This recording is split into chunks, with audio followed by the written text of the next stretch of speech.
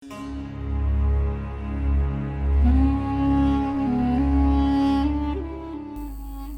My dear brothers and sisters, ನಮ್ಮ ನಂಬಿಕೆಗೆ ಸ್ವಾಗತ ಸುಸ್ವಾಗತ. ಸ್ನೇಹಿತರೆ, ಹುಚ್ಚರಂತೆ ಯಾವುದೇ ಸಂಬಂಧದ ಅರಿವಿಲ್ಲದೆ, ಸಮಾಜದ ಪರಿಜ್ಞಾನವಿಲ್ಲದೆ, ತನ್ನ ಅಸ್ತಿತ್ವದ ಕುರುಹು ಇಲ್ಲದೆ ಅದೇನನ್ನೋ ನೆನೆಯುತ್ತಾ ತಲೆಕೆದರುತ್ತಾ ಜನಜಂಗುಳಿಯ ಮಧ್ಯೆ ಸದಾಕಾಲ ದೇವರ ಪಾದ ಕಮಲಗಳಲ್ಲಿ ಧ್ಯಾನಿಸುತ್ತಲೇ ಜೀವನ ಕಳೀತಿರ್ತಾರೆ. ಅವರನ್ನು ಕಂಡವರು ಹುಚ್ಚರೆಂತಾರೆ, ಮಾನಸಿಕರೆಂತಾರೆ, ಅಪಹಾಸ್ಯ ಮಾಡ್ತಾರೆ, ಕುಹಕದ ಮಾತುಗಳನ್ನಾಡ್ತಾರೆ, ಕಾಲಲ್ಲಿ ಒದಿತಾರೆ, ಕೈ ತೋರಿ ಹೋಗು ಅಂತಾರೆ. ನಂತರ ಅವರ ಶಕ್ತಿ ಅರ್ತಾಗ ಹೂವು ನೀಡ್ತಾರೆ, ಅನ್ನ ನೈವೇದ್ಯ ಕೊಡ್ತಾರೆ, ಸರತಿ ಸಾಲಲ್ಲಿ ನಿಂತು ಕೈ ಮುಗಿದು ದೇವರೆಂತಾರೆ. ಅವರನ್ನೇ ಅವಧೂತರು ಅಂತಾರೆ. ಬನ್ನಿ, ಹಾಗಿದ್ರೆ ಇವತ್ತಿನ ಎಪಿಸೋಡಲ್ಲಿ ಅವಧೂತರೆಂದರೆ ಯಾರು, ಹೇಗಿರ್ತಾರೆ, ಅವರ ಪೂರ್ವಾಪರದ ಚಿಂತನೆ ಆಲೋಚನೆ ಏನು ಅನ್ನೋದನ್ನು ನೋಡೋಣ. ಅದಕ್ಕೂ ಮುನ್ನ ನೀವಿನ್ನೂ ಚಾನಲ್ ಸಬ್ಸ್ಕ್ರೈಬ್ ಮಾಡಿಲ್ಲ ಅಂದರೆ ಈ ಕೂಡಲೇ ಮಾಡಿ. ಮುಂದಿನ ವಿಡಿಯೋಗಳಿಗಾಗಿ ಬೆಲ್ ಐಕಾನ್ ಒತ್ತಿ ಸಪೋರ್ಟ್ ಮಾಡಿ. ವೀಕ್ಷಕರೇ, ವರ್ಣಾಶ್ರಮ ಧರ್ಮಗಳನ್ನು ತ್ಯಜಿಸಿ ಪರಮಾತ್ಮ ಧ್ಯಾನಾಸಕ್ತನಾದ ಯೋಗಿಯನ್ನು ಅವಧೂತ ಅಂತ ಕರೀತಾರೆ. ಇದರಲ್ಲಿ 4 ಬಗೆ. ಗೃಹಸ್ಥಾಶ್ರಮಿಯಾಗಿದ್ದುಕೊಂಡೇ ಬ್ರಹ್ಮಮಂತ್ರವನ್ನು ಉಪಾಸನೆ ಮಾಡುವವ ಗೃಹಸ್ಥ್ಯಾವಧೂತ. ಅಭಿಷೇಕ ವಿಧಿಯಿಂದ ಸಂಸ್ಕೃತನಾದ ಶೈವ ಸನ್ಯಾಸಿ ಶೈವಾವಧೂತ. ಬ್ರಹ್ಮೋಪಾಸಕನಾದವ ಬ್ರಹ್ಮ ಅವಧೂತ. 4ನೆಯವ ಹಂಸಾವಧೂತ. ಅವಧೂತರು ನಡೆದದ್ದು ಮೆಟ್ಟಿಲುಗಳಿಲ್ಲದ ದಾರಿಯಲ್ಲಿ. ಅವರ ಹೆಜ್ಜೆಗಳನ್ನು ಗುರುತಿಸಲಾಗದು. ಅವರಿಗೆ ಲಕ್ಷಣಗಳಿಲ್ಲ, ವಿಲಕ್ಷಣತೆಯೇ ಅವರ ಸ್ವರೂಪ. ಇಂತಹ ಉಡುಪು, ಇಂತಹ ನಡೆ, ಇಂತಹ ಚಿಹ್ನೆ ಉಳ್ಳವರು ಅವಧೂತರು ಎಂದು ಹೇಳಲಿಕ್ಕಾಗಲ್ಲ. ಯಾಕಂದರೆ ಇವೆಲ್ಲ ಇರುವವರು ಅವಧೂತರೇ ಅಲ್ಲ. ಅವಧೂತ ಅನ್ನುವುದು ಒಂದು ಪಂಥ ಅಲ್ಲ, ಅದೊಂದು ಚಿತ್ತಸ್ಥಿತಿ. ಎಲ್ಲ ಹಂಗು ಬಂಧನಗಳನ್ನು ಕಳಚಿಕೊಂಡಂತಹ ಸ್ಥಿತಿ. ಇದನ್ನು ಕುದುರೆ ಮೈ ಕೊಡವಿಕೊಳ್ಳುವುದಕ್ಕೆ ಹೋಲಿಸಬಹುದು. ಯಾಕಂದರೆ ಕುದುರೆ ಒಮ್ಮೆ ಮೈ ಕೊಡವಿಕೊಂಡ್ರೆ ಮೈಗಂಟಿಕೊಂಡಿರೋ ಧೂಳೆಲ್ಲ ಕಳಚಿ ಬೀಳುತ್ತೆ. ಅವಧೂತರು ಕೂಡ ಹಾಗೆ. ಎಲ್ಲ ಪ್ರಾಕೃತಿಕ ಸಾಮಾಜಿಕ ಬಂಧನಗಳನ್ನು ಕೊಡವಿಕೊಂಡವರು, ಅವೆಲ್ಲದರಿಂದ ಬಿಡುಗಡೆ ಹೊಂದಿರುವವರು. ನನ್ನ ಗುರುತು ಕಳೆದುಕೊಳ್ಬೇಕು, ಅನಂತವಾದ ವಿಶ್ವದಲ್ಲಿ ಕಳೆದು ಹೋಗಬೇಕು ಎಂಬ ಅದಮ್ಯ ಆಶಯ ಅವಧೂತರದು. ಜಗತ್ತಿನ ಮೂಲ ಚೈತನ್ಯವನ್ನು ಸೇರೋದು ಹೇಗೆ ಎಂಬುದೇ ಅವಧೂತರ ಅನುದಿನದ ಹುಡುಕಾಟ. ಕತ್ತಲು ಮತ್ತು ಬೆಳಕು ಬೇರೆ ಬೇರೆ ಎಂದು ನಾವು ಭಾವಿಸ್ತೇವೆ. ನಿಜವಾಗಿ ಅದು ಬೇರೆ, ಇದು ಬೇರೆ ಅಲ್ಲ. ಇಂತಹ ಅರಿವಿನ ಅನುಸಂಧಾನ ಕೇಳಿದವನು ಅವಧೂತ. ಈ ಜಗತ್ತು ಎಂಬುದೊಂದು ಚೈತನ್ಯದ ನಿರಂತರ ಹರಿವು. ಇದರ ಮಧ್ಯಬಿಂದುಗಳು ಮನುಷ್ಯ ಜೀವಿಗಳು ಎಂಬ ಅರಿವಿನಲ್ಲಿ ಮಿಂದವರು ಅನುಭವಿಗಳು. ಅವರದು ಕಾಲ ದೇಶ ಮೀರಿದ ನಡೆ. ಸಕಲ ಅವಸ್ಥೆಗಳಿಂದ, ಕಾಲದ ಹಾಗೂ ದೇಶದ ಮಿತಿಗಳಿಂದ ಮುಕ್ತವಾದ ನಡೆ. ಇಂತಹ ಒಂದು ಸ್ಥಿತಿ ಸಾಧ್ಯವೇ? ಇದು ಸಾಧ್ಯವೆಂದು ತೋರಿಸ್ಕೊಟ್ಟಿದ್ದಾರೆ ಸಾವಿರಾರು ಅವಧೂತರು. ಇಂತಹ ಸ್ಥಿತಿಯ ಶಿಖರ ತಲುಪಿದವರು ಹಲವರಿದ್ದಾರೆ. ಈ ಅವಧೂತರಲ್ಲಿ ಹಲವು ಪಂಗಡಗಳಿವೆ. ನಾಗಪಂಥದವರು, ಕಾಪಾಲಿಕರು, ಸಿದ್ಧರು, ಅವಧೂತರು. ಈ ಅವಧೂತರಲ್ಲಿಯೂ ಒಳ ಪಂಗಡಗಳಿವೆ. ಮಂತ್ರತಂತ್ರಗಳ ಸಾಧನೆ ಮಾಡುವವರು ಇದ್ದಾರೆ. ಸರಳವಾಗಿ ಹೇಳಬೇಕೆಂದರೆ ಇವರು ಸಂತರು. ಇವರು ತ್ಯಾಗಿಗಳು ಹೌದು, ಭೋಗಿಗಳು ಹೌದು. ಇವರಿಗೆ ಧರ್ಮದ ಹಂಗಿಲ್ಲ, ಶಾಸ್ತ್ರದ ಹಂಗಿಲ್ಲ. ಅವೆಲ್ಲ ಚೌಕಟ್ಟುಗಳನ್ನು ಮೀರಿ ನಿಂತವರು ಇವರು. ಇಂತಹ ಅವಧೂತರು ನಮಗೆ ತಿಳಿದದ್ದನ್ನು ತಮಗೆ ತಿಳಿದ ಭಾಷೆಯಲ್ಲಿ, ಅಂದರೆ ಆಡು ಭಾಷೆಯಲ್ಲಿ ಹೇಳಿಬಿಡ್ತಾರೆ. ಅದು ಜನಸಾಮಾನ್ಯರ ಆಧ್ಯಾತ್ಮ. ಆದರೂ ಅದರಲ್ಲಿ ನಿಗೂಢ ಅರ್ಥ ಇದೆ, ಅನುಭವ ಇದೆ. ಜ್ಞಾನಿಗಳಲ್ಲಿ ಅವಧೂತ ಎನ್ನುವ ಒಂದು ವರ್ಗವಿದೆ. ಅವಧೂತರೆಂದರೆ ಕೊಡವಿದವರು ಎಂದರ್ಥ. ಆತ್ಮಭಾವದಲ್ಲಿ ಪರಿಪೂರ್ಣವಾಗಿ ತಲ್ಲೀನರಾಗಿ ಸಂಸಾರವನ್ನು ಕೊಡವಿದವರು ಅವಧೂತರು. ನಮ್ಮದೇ ಆದ ಆನಂದದ ಲೋಕದಲ್ಲಿ ವಿಹರಿಸುವ ಅವಧೂತರಿಗೆ ಬಾಹ್ಯ ಜಗತ್ತಿನ ಪ್ರಜ್ಞೆ ಇರೋದು ಕಡಿಮೆ. ನಗಲು ಬಾಹ್ಯವಾದ ಯಾವುದೇ ಕಾರಣ ಇಲ್ಲದಿದ್ದರೂ ತನ್ನೊಳಗೆ ತಾನೇ ಯಾವುದೋ ಸಂತೋಷವನ್ನು ಅನುಭವಿಸುತ್ತಾ ಮಂದಹಾಸವನ್ನು ಬೀರುವ ತೊಟ್ಟಿಲಿನ ಎಳೆಯ ಮಗುವಿಗೆ ಅವಧೂತರನ್ನು ಹೋಲಿಸಬಹುದು. ತಮಿಳುನಾಡಿನಲ್ಲಿ ಜ್ಞಾನಿಗಳ ಪಂಕ್ತಿಯನ್ನು ಪಾವನಗೊಳಿಸಿದ ಸದಾಶಿವ ಬ್ರಹ್ಮೇಂದ್ರರೆಂಬ ಅವಧೂತರು ಆಗಿ ಹೋದರು. ಹೊಟ್ಟೆ ಬಟ್ಟೆಗಳ ಪರಿವೇ ಇಲ್ಲದ, ಕೈಗೆ ಸಿಕ್ಕಿದನ್ನು ಉಣ್ಣುತ್ತಾ ಕಾಲು ಹೋದಲ್ಲಿ ಸಂಚರಿಸುವ ಆ ಮಹಾತ್ಮರು ಒಮ್ಮೆ ರಾಜನೊಬ್ಬನ ಅರಮನೆಯ ಮುಂದೆ ಬೆತ್ತಲಾಗಿ ಹಾದು ಹೋಗ್ತಾರೆ. ಅದನ್ನು ರಾಜನೊಬ್ಬ ತಪ್ಪಾಗಿ ಅರ್ಥೈಸ್ಕೊಂಡ್ಬಿಡ್ತಾನೆ. ಅರೆ, ಆ ಸನ್ಯಾಸಿಗೆ ಇಷ್ಟೊಂದು ದುರಹಂಕಾರವೇ? ನನ್ನ ಅರಮನೆ ಮುಂದೆ ಬೆತ್ತಲಾಗಿ ಓಡಾಡಿ ಅಹಂಕಾರ ಪ್ರದರ್ಶಿಸಿದ್ದಾನೆಯೇ ಅಂತ ಆ ಮಹಾಯೋಗಿಯ ಹಿಂದೆ ಹೋಗಿ ಖಡ್ಗದಲ್ಲಿ ಆತನ ಬಲಗೈಯನ್ನು ಕತ್ತರಿಸಿಬಿಡ್ತಾನೆ.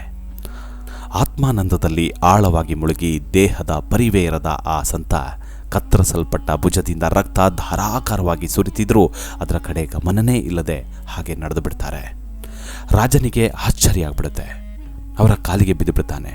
ತನ್ನ ತಪ್ಪನ್ನು ನಿವೇದಿಸಿಕೊಂಡು ಕ್ಷಮೆ ಬಿಡ್ತಾನೆ.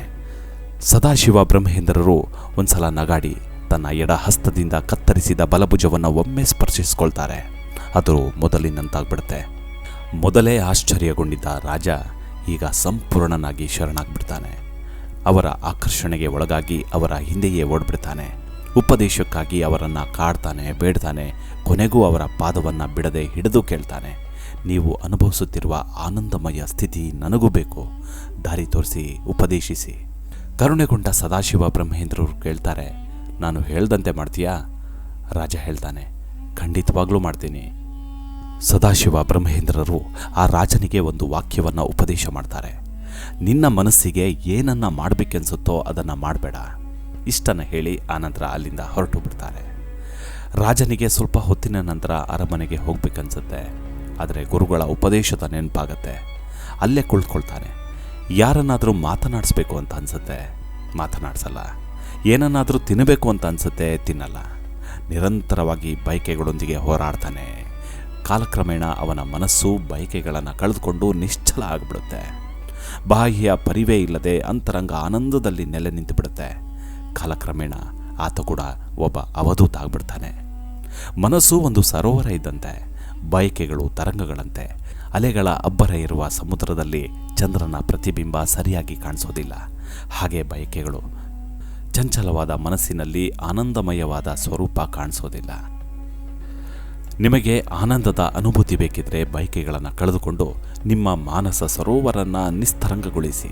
ಆ ನಿಶ್ಚಲತೆಯಲ್ಲಿ ಪರಮ ಶಾಂತಿಯನ್ನು, ಪರಮಾನಂದವನ್ನು ಕಾಣ್ತೀರಿ. ಬಯಕೆಗಳಿಗೆ ದಾಸನಾದವನು ಜಗತ್ತಿಗೆ ದಾಸನಾಗ್ಬಿಡ್ತಾನೆ. ಬಯಕೆಗಳನ್ನು ಗೆದ್ದವನು ಜಗತ್ತನ್ನೇ ಗೆಲ್ತಾನೆ.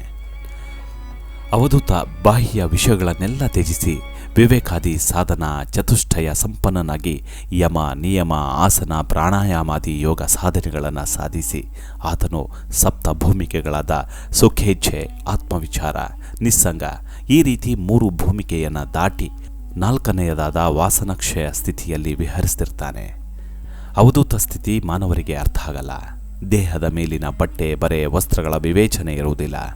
ಚಳಿ, ಮಳೆ, ಬಿಸಿಲುಗಳಿಗೆ ಅವನ ದೇಹ ಹಿಗ್ಗಿ ಕುಗ್ಗೋದಿಲ್ಲ. ಬಾಹ್ಯ ಪರಿಸರದ ಪರಿವೇ ಇರೋದಿಲ್ಲ. ಆತನಿಗೆ ಜಾತಿ, ಕುಲ, ಗೋತ್ರ, ಸಂಕೊಲೆ ಯಾವುದೂ ಇರೋದಿಲ್ಲ. ಶ್ರೀ ಶಂಕರಾಚಾರ್ಯರು ಒಂದು ಮಾತನ್ನು ಹೇಳ್ತಾರೆ, ಭೂಮಿಯೇ ಹಾಸಿಗೆ, ಆಕಾಶವೇ ಹೊದಿಕೆ ಅಂತ. ಹಾಗೆ ಅವಧೂತರು ಹುಚ್ಚನಂತೆ ಭ್ರಮಿಸ್ತಾರೆ. ಅವರು ಋಷಿಯಂತೆ ಕಮಂಡಲುವಿನಿಂದ ನೀರನ್ನು ಕುಡಿಯೋದಿಲ್ಲ. ಕೆರೆ ಕಟ್ಟೆಗಳಲ್ಲಿನ ರೊಚ್ಚು ನೀರಿನಲ್ಲೇ ಮುಳುಗಿ ಏಳ್ತಾರೆ. ಒದ್ದೆ ಬಟ್ಟೆಯಲ್ಲಿ ಸಂಚರಿಸ್ತಾರೆ. ಅದೇ ನೀರನ್ನು ಕುಡಿತಾರೆ. ಭಿಕ್ಷಾಟನೆಗೆ ಹೋದಾಗ ಯಾರಾದರೂ ಭಿಕ್ಷೆ ನೀಡಿದರೆ ಭಿಕ್ಷಾನ ತಿಂದು ಕೈ ತೊಳೆಯೋ ಗೋಜಿಗೆ ಹೋಗೋದಿಲ್ಲ. ತನ್ನ ಬಟ್ಟೆಗೆ ಅದನ್ನು ಒರೆಸ್ಕೊಂಡು ಬಿಡ್ತಾರೆ. ತನ್ನ ಬಟ್ಟೆಗೆ ಕೈಯನ್ನು ಒರೆಸ್ಕೊಂಡು ಬಿಡ್ತಾರೆ. ಅವರಿಗೆ ತಾನು ಮಾಡ್ತಿರೋದು ಸರಿಯೋ ತಪ್ಪೋ ಎಂಬ ಅರಿವು ಯಾವುದೂ ಇರೋದಿಲ್ಲ. ತನ್ನಷ್ಟಕ್ಕೆ ತಾನೇ ನಗ್ತಾನೆ, ಆಗಾಗ್ಗೆ ಅಳ್ತಾನೆ. ಜ್ಞಾನ, ಅಜ್ಞಾನ ಇವುಗಳ ಭೇದ ಯಾವುದೂ ಇರೋದಿಲ್ಲ. ಬೆಂಕಿಯನ್ನು ಮುಟ್ಟಿದರೆ ಸುಡುತ್ತೋ ಇಲ್ವೋ ಅನ್ನೋ ಪರಿಜ್ಞಾನ ಕೂಡ ಇರೋದಿಲ್ಲ. ಮಕ್ಕಳಂತೆ ತನಗಿಷ್ಟ ಬಂದ ಕೆಲಸ ಮಾಡಿಕೊಂಡು ಎಳೆ ಮಗುವಿನಂತೆ ಆಡ್ತಾ ಅವಧೂತ ನೆನೆಸ್ಕೊಂಡು ಬಾಲ್ಯಾವಸ್ಥೆಯಲ್ಲಿ ಕಳೀತಿರ್ತಾನೆ. ದಾರಿಯಲ್ಲಿ ಹೋಗುವಾಗ ಏರು ತಗ್ಗು ಯಾವುದು ಗೊತ್ತಾಗದೆ ಕಂಡಲ್ಲಿ ಮುಗ್ಗರಿಸ್ತಾ ಬೀಳುತ್ತಾ ಕ್ರಮಿಸ್ತಿರ್ತಾನೆ. ಎದುರಿಗೆ ಬರುವವರ ಗಮನ ಇಲ್ಲ. ತನ್ನಲ್ಲಿ ತಾನೇ ತಾನಾಗಿ ಉನ್ಮತ್ತನಂತೆ 2ನೇ ಅವಸ್ಥೆಯಲ್ಲಿ ಗೋಚರಿಸ್ತಾನೆ. ಊಟ ತಿಂಡಿ ಮಾಡಿ ಎಷ್ಟು ದಿನಗಳು ಕಳೆದುವೋ ಮೈ ಧೂಳಿಮಯವಾಗಿರುತ್ತೆ. ನೋಡಲು ಭಯಂಕರ ಎನ್ನುವಂತೆ ಕಾಣ್ತಾನೆ. ಇಂತಹ ಅವಸ್ಥೆಯಲ್ಲಿಯೂ ತನ್ನ ನಿಜ ನಿಷ್ಠೆಯಲ್ಲಿ ತಲ್ಲೀನನಾಗಿ ಬಾಹ್ಯ ಪರಿಸರವನ್ನು ದೃಷ್ಟಿ ಕೂಡ ನೋಡದೆ ಅಂಧನಂತೆ ಕುರುಡನಂತೆ ಇರ್ತಾನೆ. ಈತನು ಬಾಹ್ಯ ವ್ಯವಹಾರದಲ್ಲಿ ಕುರುಡನಂತಿದ್ದು ಪ್ರಣವ ಧ್ವನಿಯು ಇವನ ಕಿವಿಯಲ್ಲಿ ಜಿಂಕರಿಸ್ತಿರುತ್ತೆ. ಹೊರಗಿನವರು ಕೂಗಿದ್ರೂ ಕಿವಿಗೆ ಬೀಳದಂತಿದ್ದು ಇತರರೊಡನೆ ಮೂಕನಾಗಿದ್ದು ಕೊನೆಗೆ ಕಿವುಡನಂತೆಯೂ ಪ್ರವರ್ತಿಸ್ತಿರ್ತಾನೆ. ಇವನೆಂತಹ ಮಾನವನೇ ಅಲ್ಲ ಅಲ್ವಾ? ಇವನು ಅತಿ ಮಾನವ. ಬ್ರಹ್ಮವನ್ನರಿಯುವ ಪಥದಲ್ಲಿರುವ ಈತನು ಪರಬ್ರಹ್ಮನೇ ತಾನಾಗಲಿರುವ. ಅವಧೂತನಿಗೆ ವಿಶ್ವದ ಎಲ್ಲ ಕೋರಿಕೆಗಳು ವಶವಾಗಬಲ್ಲವು. ಇಂತಹ ಯೋಗಿಯನ್ನು ಕಂಡು ಸಜ್ಜನರು ಜನ್ಮ ಪುರುಷಾರ್ಥ ಸಾಧಿಸಿದಂತೆ ಸಂತಸದಿಂದ ನಮಸ್ಕರಿಸ್ತಾರೆ.